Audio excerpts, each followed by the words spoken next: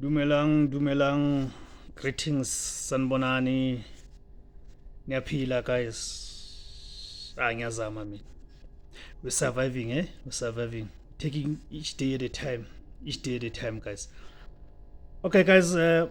We still continue with the CCMA rules that were released on the 21st of April this year.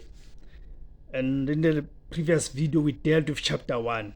So now we're going to deal with part 2 of those rules. Right? Okay, guys, please continue to support, view the channel, view the videos. Please share with others, different platforms that you are able to share. Please share.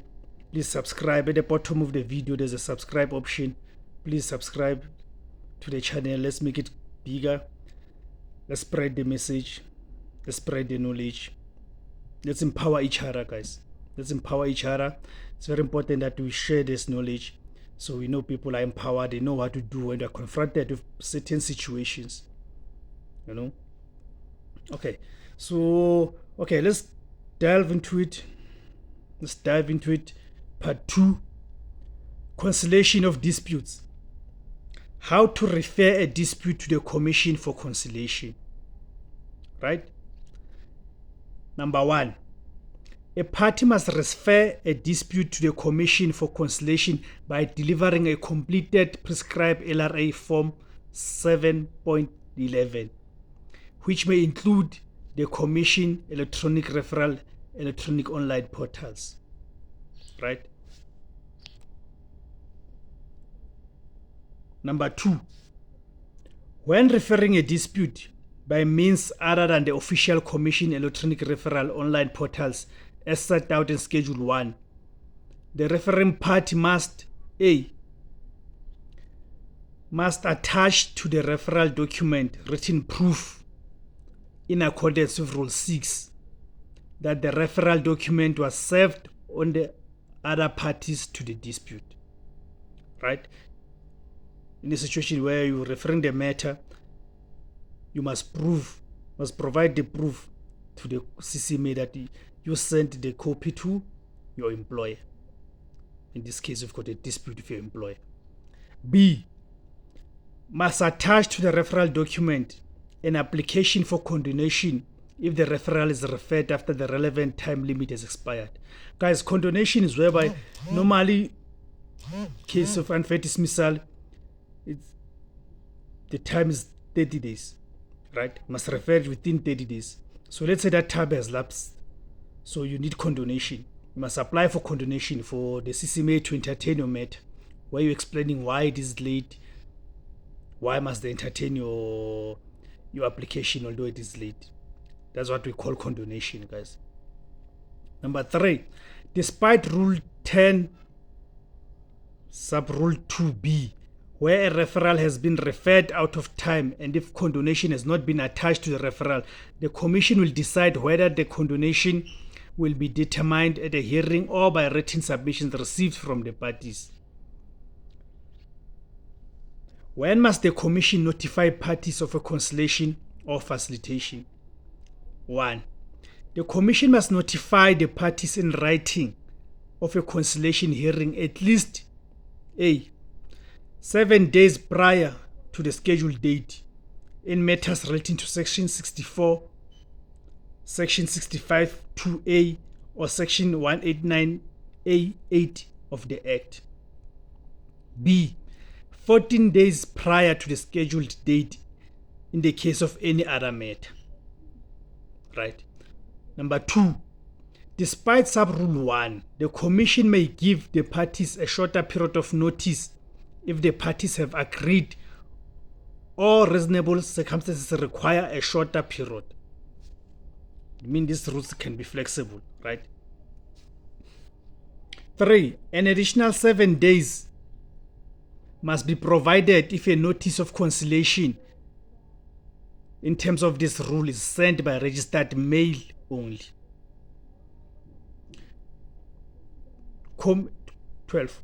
Commission or a commissioner may attempt to resolve dispute before conciliation.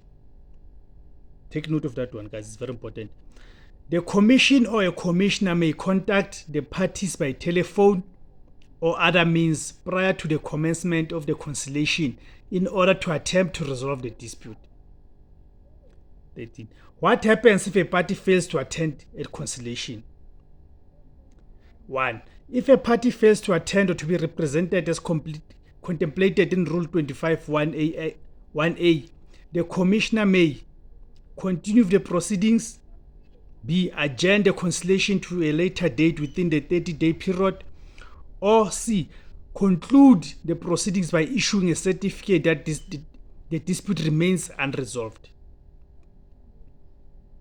1A.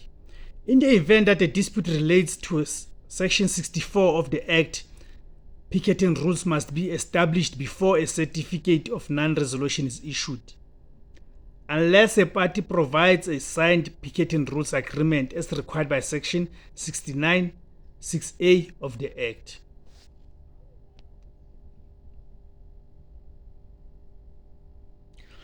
In exercising a discretion in terms of Sub-Rule 1, a commissioner should take into account, amongst other things, A. Whether the party has previously failed to attend a conciliation in respect of that dispute. B. Any reason given for that party's failure to attend. C. Whether conciliation can take place effectively in the absence of one or more of the parties. D. The likely prejudice to the other party of the commissioner's ruling. And E. Any other relevant factors. 14. How to determine whether a commissioner may conciliate a dispute. If it appears during a conciliation proceedings that a jurisdictional issue has not been determined, the commissioner must require the referring party to prove that the commission has the jurisdiction to conciliate the dispute through conciliation. 14A. Extension of conciliation period in terms of Section 135 2A of the Act. Number 1. The conciliating commissioner or a party to a conciliation process may request an extension of the conciliation period referred to in Section 135. 2. The request must be made on the prescribed form and before the expiry of the conciliation period as determined in terms of Section 135. 3. The director must, within 2 days of receipt of the request, A. Consider whether an extension is necessary to ensure a meaningful conciliation process. 2. The refusal to agree to the extension is unreasonable. And 3. Whether there are reasonable prospects of reaching agreement. The commissioner must advise the parties on whether the extension is granted and where the extension is granted the period of such extension. 4. The director may not extend the conciliation period if the state is the employer party. 15. Issuing of a certificate in terms of Section 135(5) of the Act. A certificate issued in terms of Section 135(5) of the Act that the dispute has or has not been resolved must identify the nature of the dispute and the parties as described in the referral document or as identified by the commissioner during the conciliation proceedings. 16. Conciliation proceedings may not be disclosed. Number 1. Conciliation proceedings are private and confidential and are conducted on a without prejudice basis. No person may refer to anything said at conciliation proceedings during any subsequent proceedings unless the parties agree in writing or as ordered otherwise by a court of law. Number 2. No person, including a commissioner, may be called as a witness during any subsequent proceedings in the commission or in any court to give evidence about what transpired during conciliation, unless as ordered by a court of law or a commissioner conducting an arbitration. Alright guys, we'll leave it there for now. That's the part 2 of the rules, of the CCMA rules. These are the rules that were released or were published on the 21st of April 2023. It's very important that we know about these rules, so whenever we're confronted with situations where we want the CCMA to intervene, then we know what must we do. to ensure that there are no unnecessary delays, to ensure there's compliance. Ngiyabonga guys. Lisedi.